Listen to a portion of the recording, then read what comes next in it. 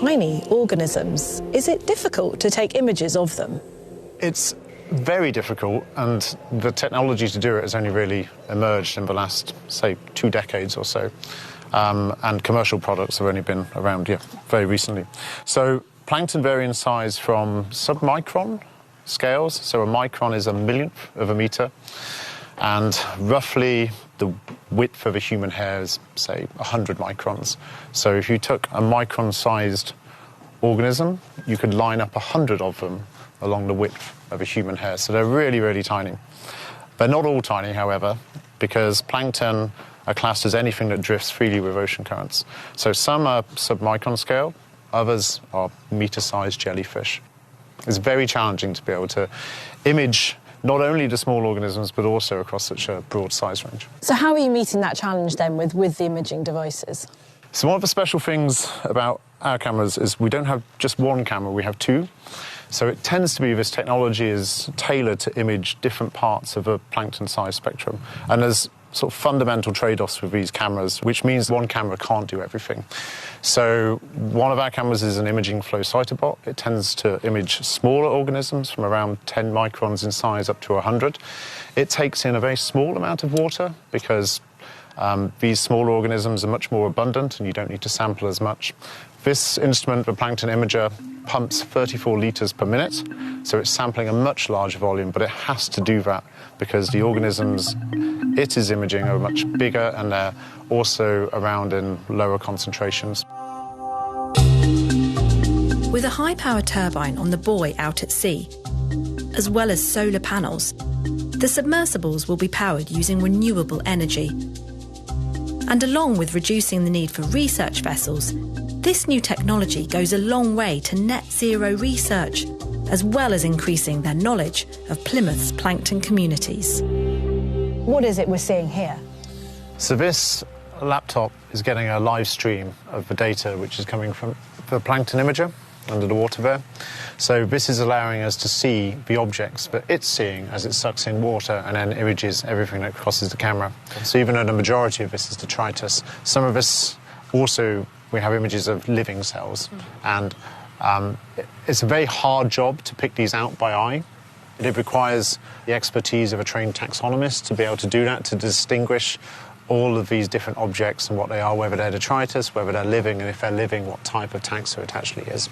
The aim of this eventually, and this is work we're doing at the moment, is to automate this process by creating machine learning models which learn from expert human taxonomists, so in a process that's called supervised learning. And what does this data tell us about the health of the ocean? So within these images, so there's lots of detritus, but also mixed in within those images are plankton. And we can identify within those images the type of plankton, how diverse that population of plankton is, how abundant different types of plankton are. And using that, we can then form a sort of assessment of how healthy the ecosystem is, how different it is to how it's been in the past, and thus whether it's changing. And if it is changing, what implications that has for example, ecosystem services such as food production, given that these organisms form the base of the marine food web and support all other species that live at higher trophic levels. As well as increasing their data, the time series is open access, meaning other research scientists across the world can utilise it. Back in the lab, Claire Widdicombe uses their other imager to demonstrate the technology. This is the imaging flow cytobot. So this is our new generation technology where we will be able to quantify the phytoplankton, but excitingly in situ, underneath the mooring buoy that we saw at station L4, and it will sit in this waterproof housing. And the beauty of this instrument is it can run a sample every 20 minutes, so we will get, and it's 24/7 up to a period of 3 to 6 months at sea. We get these lovely images here of those plankton. So you can just see them all coming through, different shapes and sizes. So it's just great for capturing in really high resolution the smaller plankton. Wow, this is an amazing variety. This is a composite image of some of the many images that we collected from the sample run, and this will be available real time. What do you hope you'll get from getting this sort of information? Oh, well, it's just going to increase the volume of data we have, and the fact that we can be getting data 24/7 over a period of time without the boat going out is just phenomenal. As well as submersibles imaging the plankton, the team here also use cutting-edge satellite observations to predict changes in plankton that could threaten both marine and human health. This is a very nice satellite image of the North Sea. This one was last year when we had that very warm weather in 2023. This is enhanced, but you can see these stripes of redder water, brown and red, and that was associated with a particular harmful species of algae called Noctiluca. And it's a bioluminescent species, but it can be a nuisance, and it can take the oxygen too low in the water for marine life to survive. Most algae is natural and harmless, and also the base of the food chain. So there's all kinds of plankton existing in the water, but then they grow when they have the right conditions, and that would be in the spring when the water stops mixing too much, and when there's enough heat and light for the particular algae to flourish. When phytoplankton development accelerates, it can cause a bloom, seen here in the extreme green colour of the water. It's an accumulation of microscopic algae, a type of phytoplankton, in the surface layer of fresh and marine water bodies. They can be beneficial, feeding fisheries and ecosystems. However, some species produce toxins, which, when a bloom occurs, can accumulate in the food web, becoming a major environmental problem. Are we seeing these harmful algal blooms more? There's quite a lot of research now that these types of harmful bloom events are becoming more frequent, and the temperature of the water might be one factor, but also fertilisers coming off the lands, getting into the rivers, are producing unnatural balance of phosphates and nitrates, and that's leading to overly increased algal blooms, and some of those might be harmful. So we're looking to use satellite images to provide this early warning so that, for instance, aquaculture farmers can take actions to protect their finfish or their shellfish from risks from this type of algae. And so are you able to forecast how that will change, how that will move? The satellite images can just give us an early warning of a bloom, but it can't tell us where it's going to go. But if we feed the satellite image in to inform the model, then together that can give us a few days' prediction of where that bloom might go. When we notice that there's a bloom happening, then we can reach out to people that have sampling routinely. So, for instance, that might be the Environment Agency around the UK, or the Food Standards Agency do regular sampling to protect the consumers of fish and shellfish. So that can tell us what species is actually in the water, and then that helps us to train the machine learning algorithms to recognise the colour that particular bloom is making in the water. Plankton are everywhere. The unmistakable smell of the seaside, that's decaying plankton. The varying shades of blue and green of the ocean, that's plankton. They have been around for millions of years and endured many planetary changes. But if our environment changes, so too will plankton. Most people, when they think about marine conservation, will think of saving whales or sharks. But plankton fuels the largest ecosystem on the planet. They are our planet's unsung heroes. The loss of plankton would be a global catastrophe, And we must listen to what they're telling us as we face up to the big environmental challenges that threaten our survival.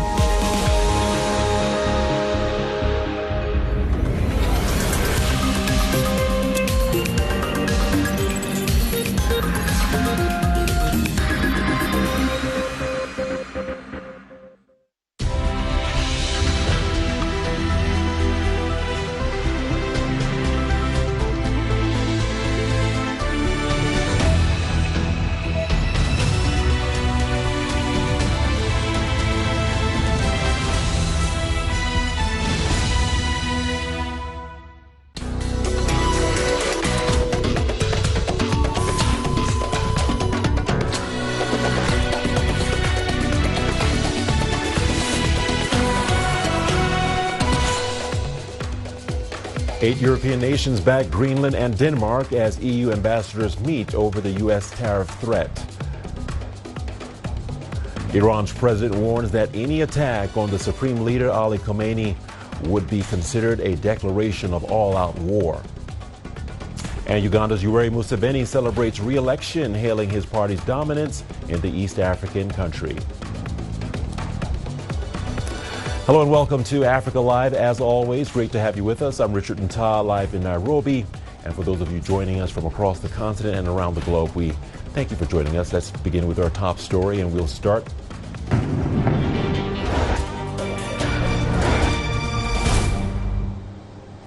Beginning with our top story, Iranian President Mossad Pezeshkian has warned that any attack on Supreme Leader Ali Khamenei would be considered a declaration of all-out war against the Iranian nation. It follows a sharp exchange with U.S. President Donald Trump. Pezeshkian's comments, posted on social media X, come amid heightened tensions after Trump said, quote, "It's time to look for new leadership in Iran," close quote. The Iranian president also blamed Washington for the country's economic struggles, citing long-standing hostility and inhumane sanctions imposed by the U.S. and its allies. The diplomatic spat intensified earlier on Saturday when Khamenei labeled Trump a criminal, holding him responsible for casualties and damages sustained during recent periods of domestic unrest in Iran. This is a U.S. conspiracy. It is evident that the U.S. has planned and executed this. Drawing on over 40 years of experience, I can assert that their goal is to overthrow Iran. They aim to force Iran back under their military, political, and economic domination. U.S. President Donald Trump personally intervened in these riots. He openly voiced threats and encouraged the rioters, sending messages from the U.S. to incite further destruction. He said, "America stands with you. We will provide you with military support." In other words, the U.S. president is directly involved in this unrest. He is complicit in this crime. Khamenei's comments signal a sharp escalation in rhetoric mirroring President Trump's own. The U.S. president told Politico on Saturday that it's time to look for new leadership in Iran. Meanwhile, the White House insists all options remain on the table. The U.S. is bolstering its military presence with the Abraham Lincoln Carrier Strike Group en route to the Middle East and additional assets being deployed to the region. While Washington has a step back from direct intervention in Iran, tensions across the Middle East remain high. Militia groups in Iraq are warning they would respond forcefully if the U.S. moves against Tehran. Michal Bardarvid has more.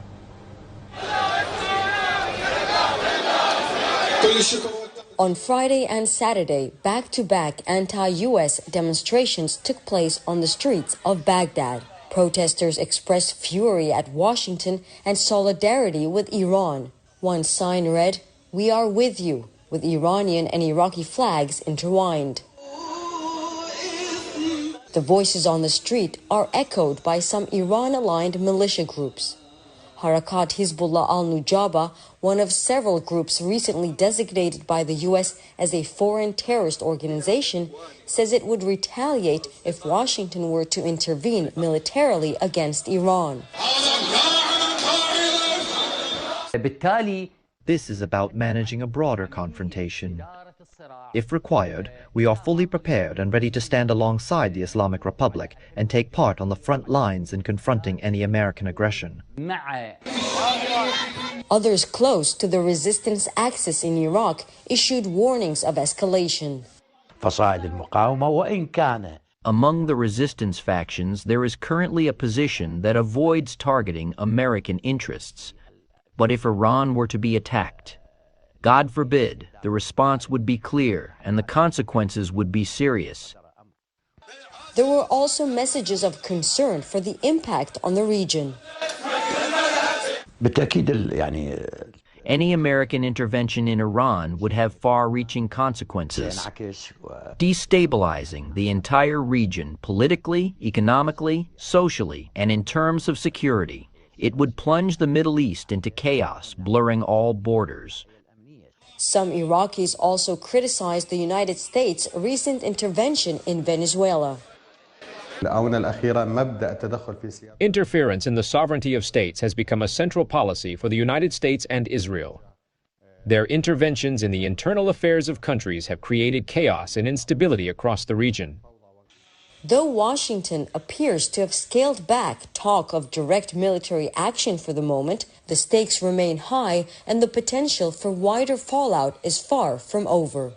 Michal Bardavid, CGTN.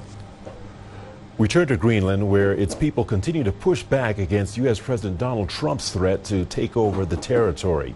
Thousands of residents, joined by government officials, marched across the capital, Nuuk, on Saturday. Jen Kopstek has more. A city gathers to send a clear message to the world. Joined by Greenland's Prime Minister Jens Frederik Nielsen carrying a giant flag, the message couldn't be clearer. People have come out in their thousands to the capital Nuuk to protest against any participation by the U.S. in either acquiring or buying Greenland. The signs here saying Greenland is not for sale. People are chanting Greenland is for Greenlanders. People are waving thousands of flags. We've seen all around the capital flags going up overnight, including on building cranes across office buildings and in all of the streets and cafes. There's a united atmosphere here today. Before marching to the U.S. consulate, the crowd gathered for a minute of silence.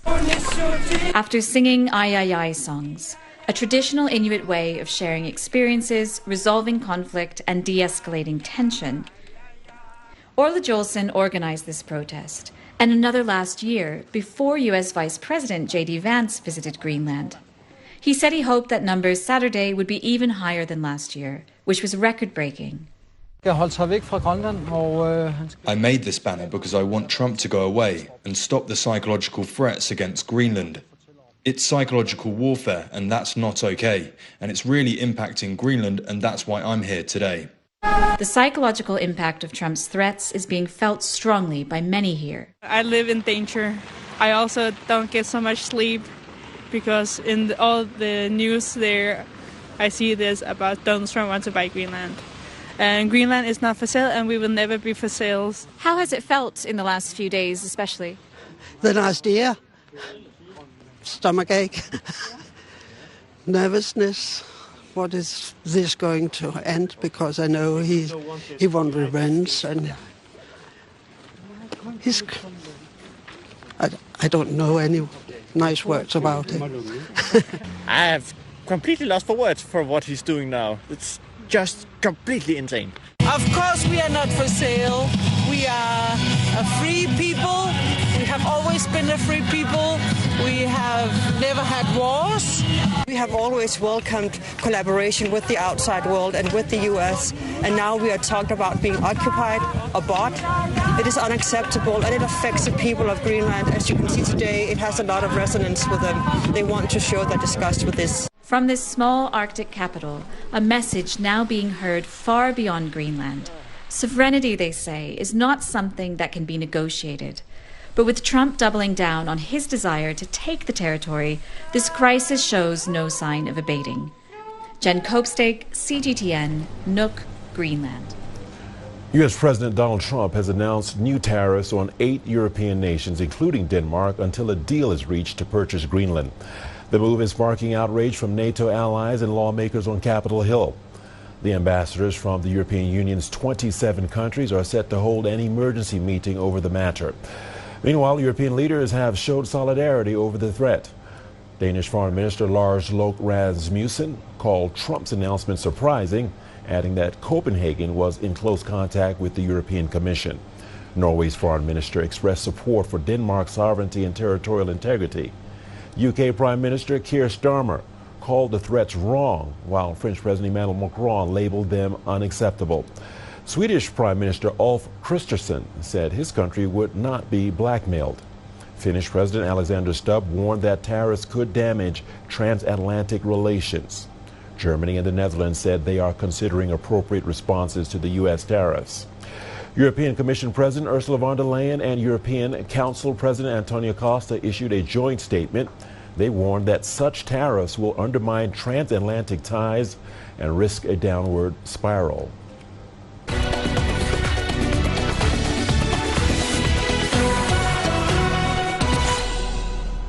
And now to southern Africa, where authorities are warning of more heavy rain and intense flooding across the region in the coming days. It comes as officials in South Africa, Madagascar, Mozambique, and Zimbabwe say around 200 people have been killed since the beginning of the heavy rains in October. South Africa has reported at least 30 deaths in two of its northern provinces. The government has declared a national disaster as authorities continue to search for survivors and recover bodies. However, the famed Kruger National Park, which had been forced to close and evacuate guests, will resume operations from Monday. Zimbabwe authorities have reported 74 deaths and revealed that several schools, roads, and bridges have been destroyed. Mozambique says 103 people have been killed either directly from the floods or indirectly from causes such as electrocution or disease. Media reports say rescue efforts to reach survivors have been slow. 11 people have died in Madagascar. Tens of thousands of people across the region have had to evacuate their homes and seek temporary accommodation elsewhere. Experts put the increased intensity of the rains down to climate change in a region which regularly suffers from lengthy droughts. And now to Togo, where African leaders are making a push to bring peace to the Eastern Democratic Republic of the Congo. The region has seen an escalation in violence in the past 12 months after the Rwanda-backed M23 rebel group took control of large swaths of the country's territory. A peace deal was agreed between Kinshasa and Kigali last year, but implementation and compliance is a major problem. The summit in Lomé is being chaired by Togolese President Faure Gnassingbé, who was appointed mediator by the African Union. CGTN's Sharon Baranga has more. The Togolese capital Lomé has become a key diplomatic crossroads. The city is hosting a high-level summit aimed at securing peace in the Eastern Democratic Republic of Congo and the broader Great Lakes region. The summit's chair, Togolese President Faure Esozimanya, says all the talking must soon be turned into action. This high-level meeting comes at a critical moment. We are no longer merely issuing renowned diagnoses. We are no longer just making statements that overlap without always reinforcing each other. The situation in the Democratic Republic of the Congo and the Great Lakes region compels us to act with coherence. The summit's main goal is to drive the concrete implementation of the peace agreement signed between the DRC and Rwanda. This comes at a time of fragile calm on the ground, with African leaders focusing on strengthening diplomatic and security efforts beyond words. Africa must not fail in its mission of peace. The challenge is first and foremost to establish the conditions for a lasting peace in connection with the ceasefire and enforcement teams, CET, and in the Great Lakes region.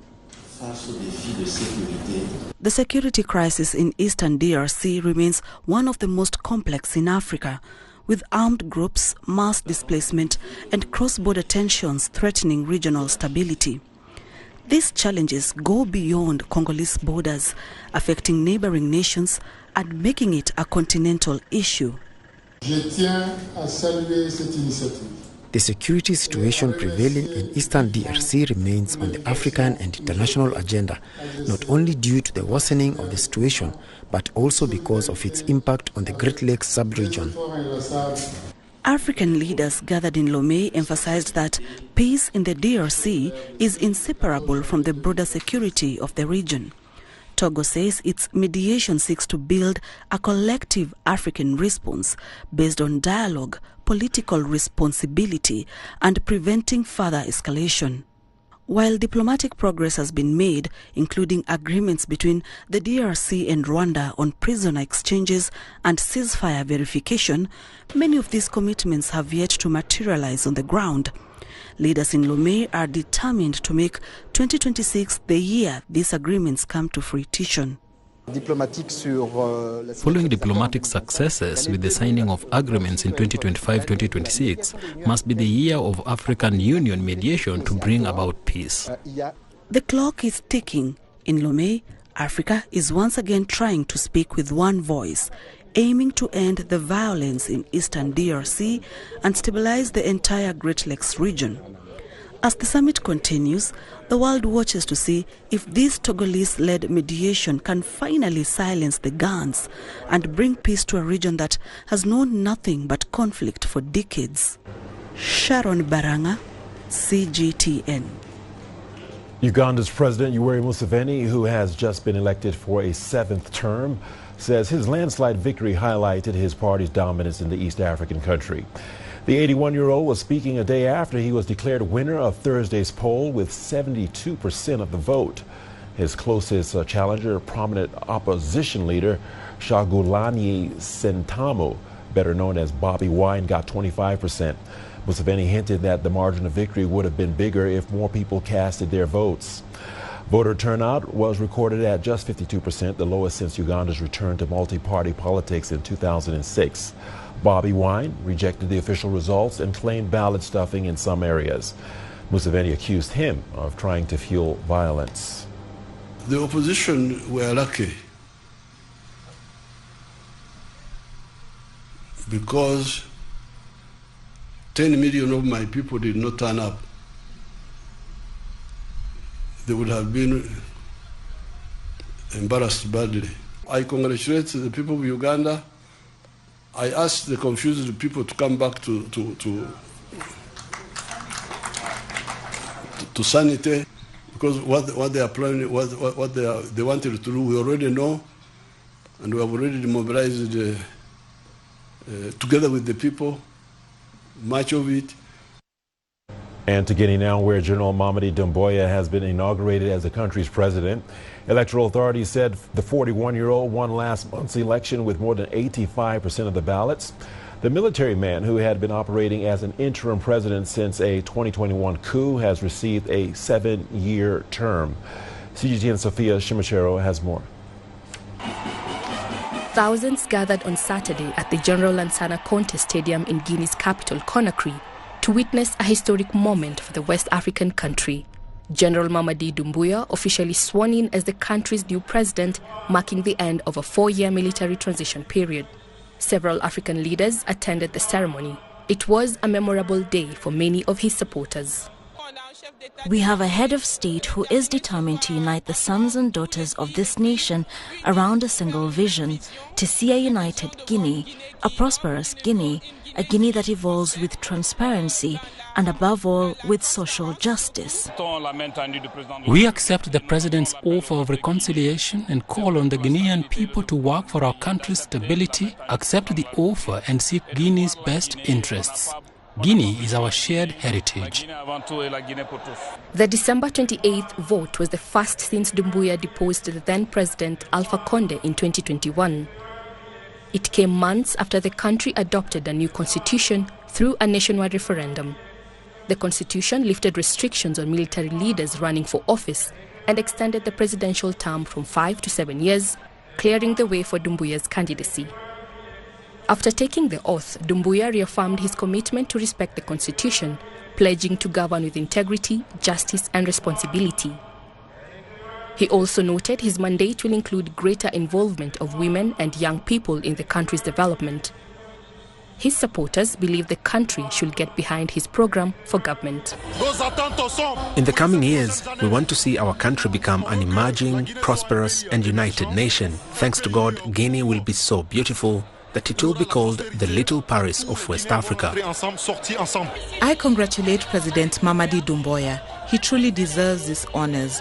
I have witnessed how the city has changed under his leadership. I know that one day we will be among the best in Africa. As the Ghanaian people, we must support President Mamadi for the next 7 years because he has a vision, he has a program, and he loves his country. Guinea is one of several countries in West and Central Africa to experience a military coup in the past 6 years. All promised a return to civilian rule as soon as conditions were deemed appropriate. Guinea represents, at least on paper, a complete transition following the election. Yet, with the coup leader propelled to power in a landslide, many critics will challenge this assertion. Sophia Shimechero, CGTN.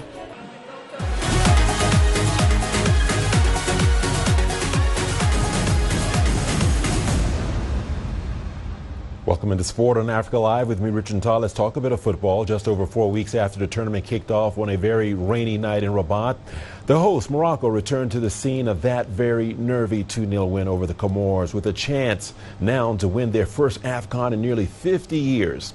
In tonight's finals, the Atlas Lions face an experienced Senegal team who have taken care of business very impressively on their side of the draw. Rabat is ready for the biggest night it's seen in years, and one which could immortalize Moroccans if Captain Achraf Hakimi lifts the new AFCON trophy. CGTN Sadiq Shaban has more.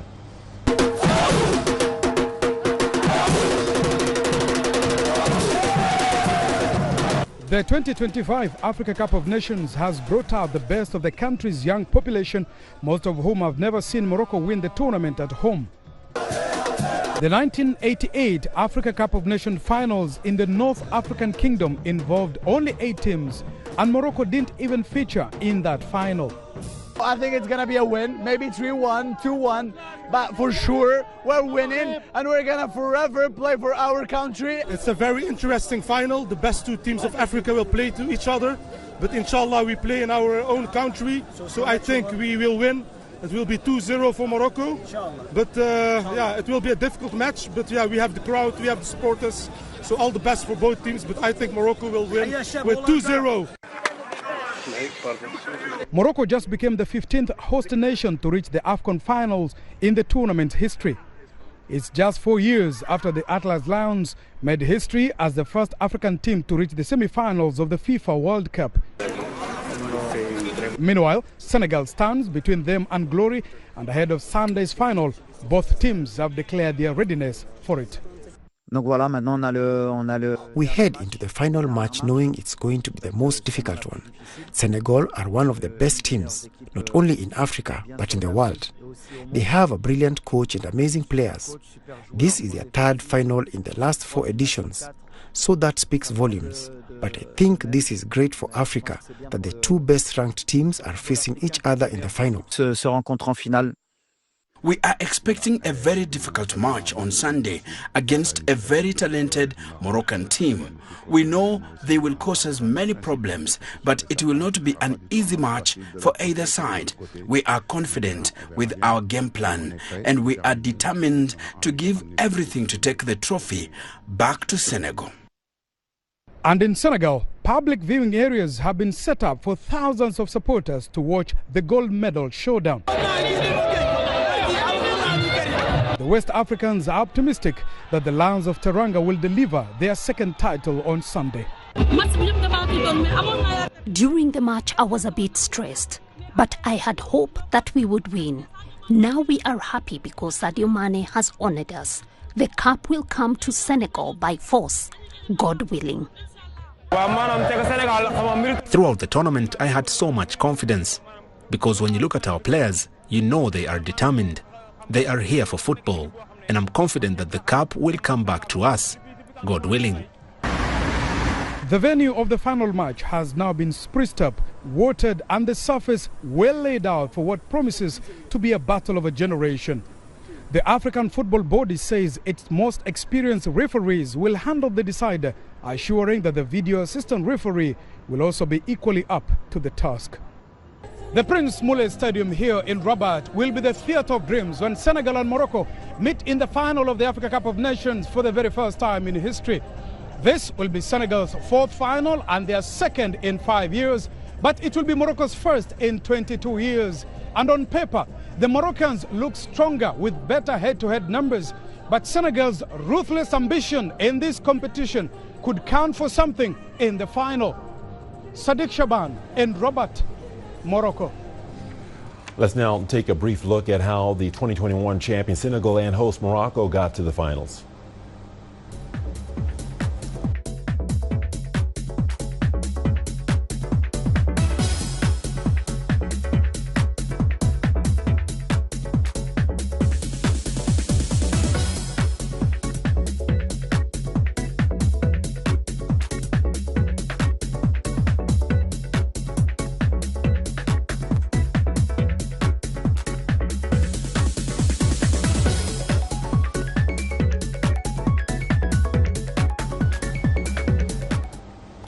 Earlier today, I spoke with our reporter Sadiq Shaban, who has been on the ground in Rabat covering the climax of the 2025 AFCON.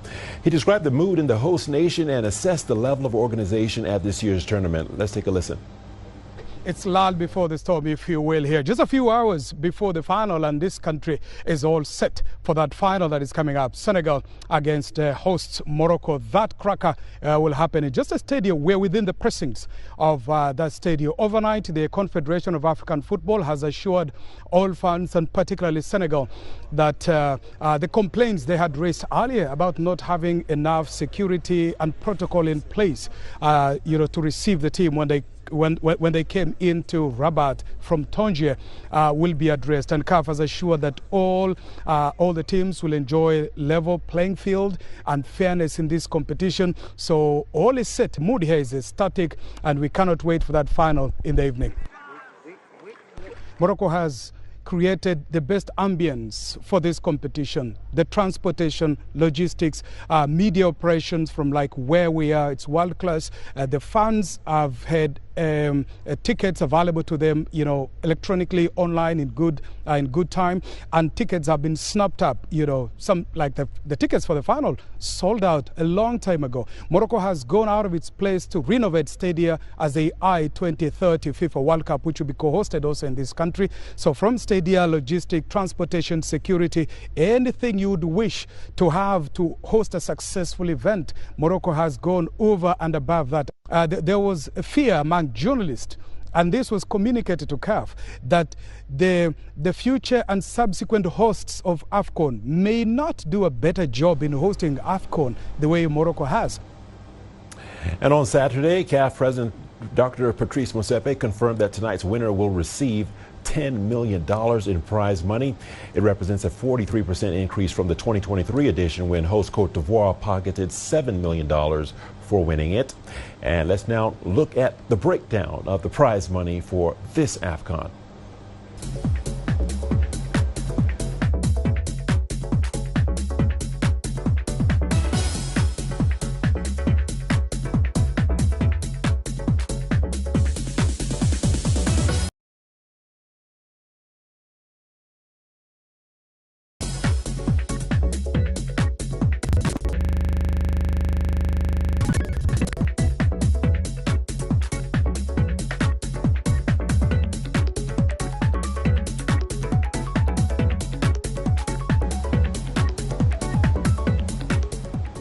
Well, that is it for this edition of Africa Live. Remember, you can send us your feedback to the contacts on the screen, and follow us on digital media platforms. For the team, I'm Richard Nta saying thank you so much for watching. Stay tuned and stay here on CGTN.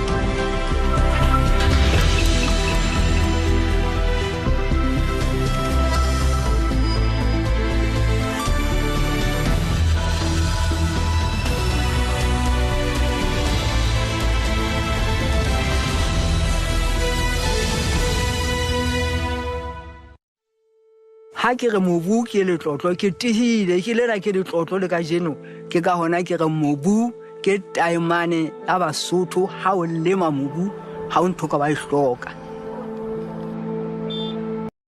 My mom in 2021, as I was the one supporting my family, everybody was now looking at me as to what's next. I had to find the means to cut food costs. So I landed on hydroponics and its capabilities. Lesotho used to feed all the other neighboring countries. We are now known as the most food insecure country. In this country, we overstock our pastures. When it rains, it will be that surface runoff, and then we end up with erosion. And then that land will no longer be suitable for cultivation hydroponically. It is resource efficient, while at the same time environmentally friendly.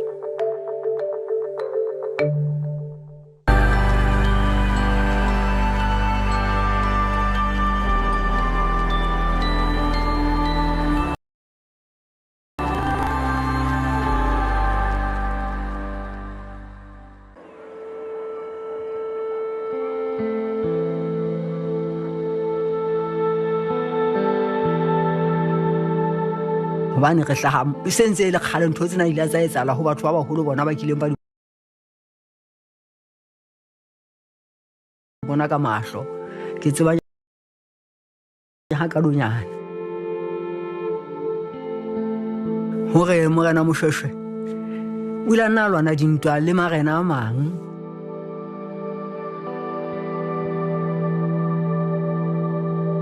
naha yena Lesotho e ne le naha ya tlala. Jwale batho ba bang ba bona ba ke tlala a tloa le ba bang le lelapa lao a tsamaya a tshabela ho ya kwana Thaba Bosiu. Ya ba morena Moshweshwe ha a tloa kwa letjhaba se sa habo a ya kwa ntatae e ne le motho wa motenya e sa bile a hodile ba fihla ba tshwara ntatae madimuana a mo hulela ka ne ba mo jella ka monono.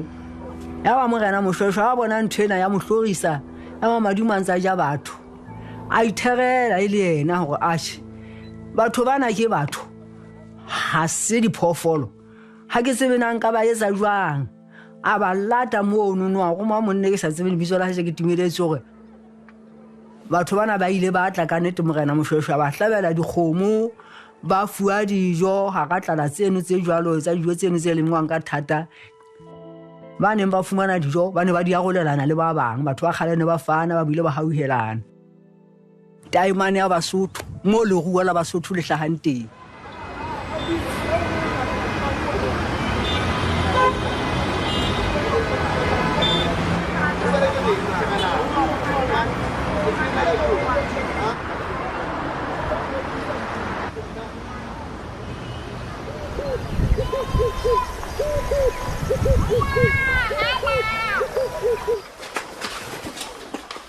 I am Mushisana Mpari, and here we are at Lemark West.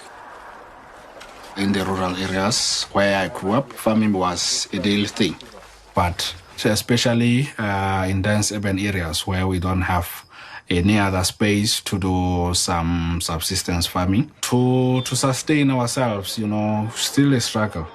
There is a lot of people suffering from food insecurity. About 40% of my income back in the day was going to food. So as I was supporting my family and then supporting myself, I had to find the means to cut food costs. So I landed on different concepts. My mind was called upon hydroponics and its capabilities, especially because